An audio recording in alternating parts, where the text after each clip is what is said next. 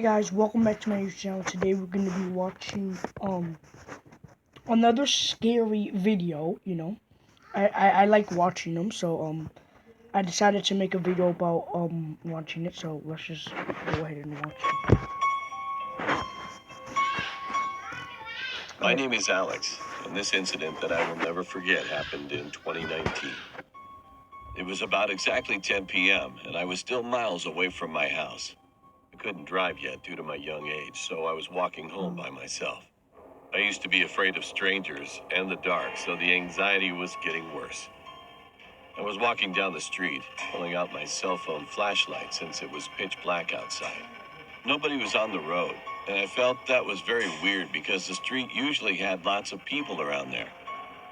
Let's just get back as soon as possible. I was nervous, but didn't have any choice. After about an hour of walking, I heard a sudden piercing scream of a young girl. What was that? I froze in place and my heart was beating intensely.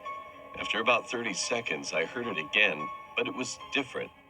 It sounded like someone was being killed this time. I started to run in the direction of the screaming. However, it suddenly stopped as soon as I arrived at the place. I was terrified at this point. Just then, I heard light footsteps. I shined my flashlight on, and to my surprise, there was a little girl crying with a bunch of stab wounds. The wounds looked serious, and she should have died already because of that. But she was alive. I asked what happened, and she told me that she was kidnapped by a guy at the Walmart when she was going to buy a drink. They covered my face and mouth, and I passed out. She then said that she was in a van with 3 men inside. There's some other stuff I will not explain in this story because I think it's beyond normal crimes, and she doesn't want others to know what happened. So anyway, I couldn't leave her just like that, so I carried her on my back. And she was light, like a feather, as if she hadn't eaten in weeks. I eventually took her to my house, and my parents made some food for her. And it was kind of scared to see her pale face and skinny body. Then I called the police, and they went to the area where I found the girl. After a few hours, they reported to me that they had found an old cabin and the parents' dead body of the young girl inside. And their bodies were brutally dismembered.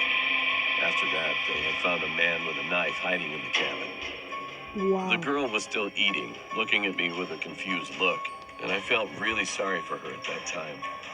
The criminal was arrested on the the mom and spot dad died? and eventually sent to jail for life in prison on a charge of murder.